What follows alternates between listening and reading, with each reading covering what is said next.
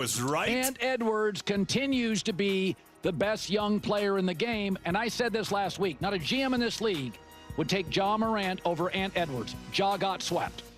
Okay, Ant Edwards is dominating fourth quarters. And 3 years ago, Ja Morant was the better player. Clearly, that is not close to the case. Ant takes on LeBron. Ant can play a rigorous, strong, physical, intimidating defensive game. Ja can't. You are looking at, in my opinion, the best domestic player in the league. Right now, at his age, certainly, Ant Edwards. Okay. Guys. Saying that Ant is better than Ja Morant is nothing. Ja Morant's not even remotely on Ant's level.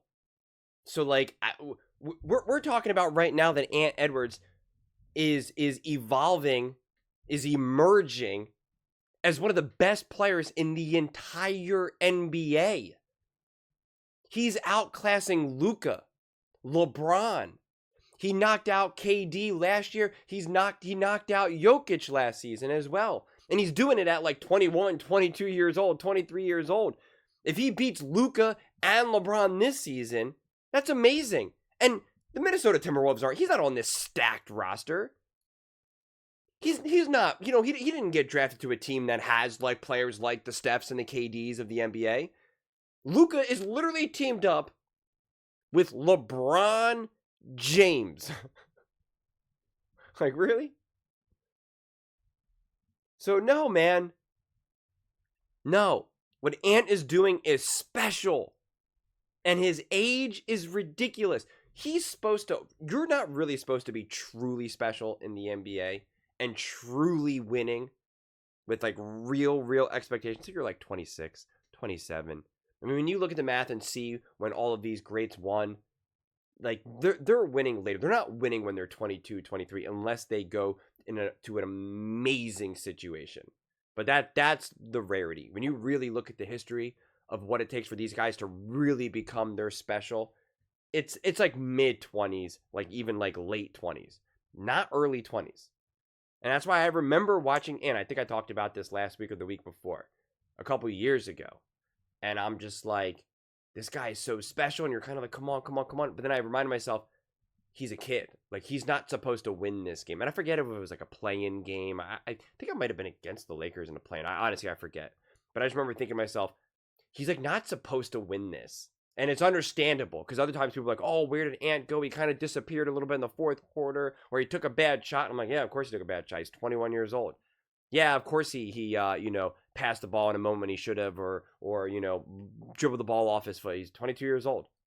Like, there's a lot going on right now. He still needs to evolve and grow and mature. But his game right now is insane. And when I'm watching him right now in these playoffs, I'm like, I'm watching greatness. My only question mark is it too soon? Like, are we truly seeing him become what he's meant to be, or are we still going to be like, he's just a year or two away from really ripping the heart out of this Lakers team with LeBron and Luka? Like, we're about to find out, obviously.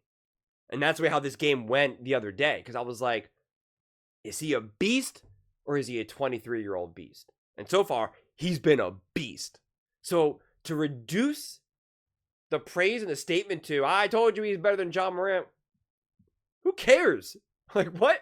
Ja Morant with the Memphis Grizzlies, who's done nothing in this league? Wow, he can have some exciting dunks. Wow, dude gets in trouble both on and off the court. Who cares? He's in the conversation of these legends now.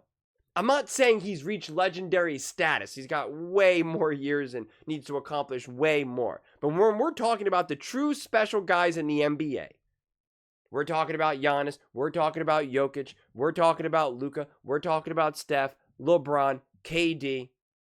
And it's always a little bit of a moving target, because when we're talking about the LeBrons and the KDs and the Stephs, we're using both present time as well as what they've obviously done in the past. So it's always a little bit harder. But Ant is there. Ja is not.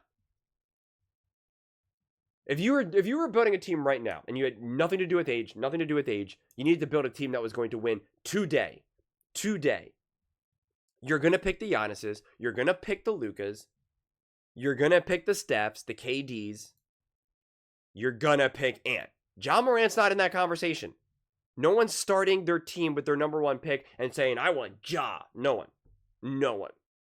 No one.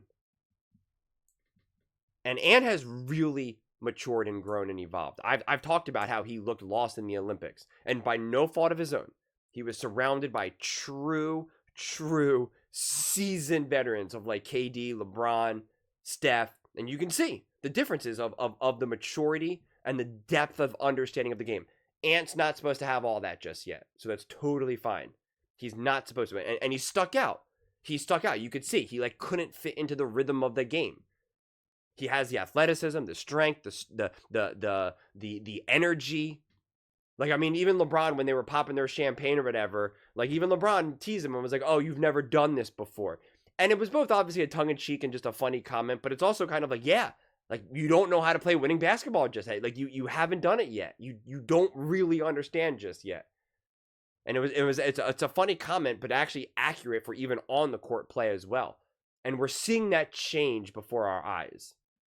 So do not reduce Ant to just like, he's one of the best 23-year-old domestic players, 6'3", right-handed, with an 1.5 inch hair length. Like, we don't gotta play. What are we doing here, man?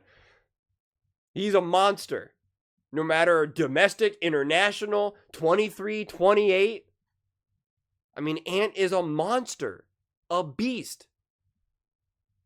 And this series is going to tell a lot. Because if he ends up dropping it and the Lakers come back, a part of it will most definitely have to be because of Ant.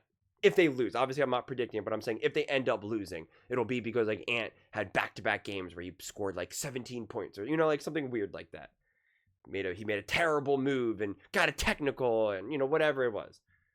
But it's like if Ant continues to play how he's playing, being a beast, being a monster in clutch time, fourth quarter, 5 minutes to go in all these games, and hitting that big shot, getting that rebound, making the right plays, playing lockdown physical defense. I mean, like, what are we saying here? We're saying that Ant is an absolute monster. An absolute monster. And the funny thing is, the truth is, he should be able to lose this series and not have anyone bat an eyelash. To not have anyone be like, oh man, is he not as good as we think he is? Or this. We're like, no, he's 23. Right? He's 22 or 23. Like Michael Jordan won his first ring at 28. LeBron James, 27. Kevin Durant, 28. Steph Curry, 27. Shaq, 28. Even Jason Tatum, who went to a great team and had other great players, 25. Dirk, 32. Hakeem, 31. Like, that's what I'm trying to say here.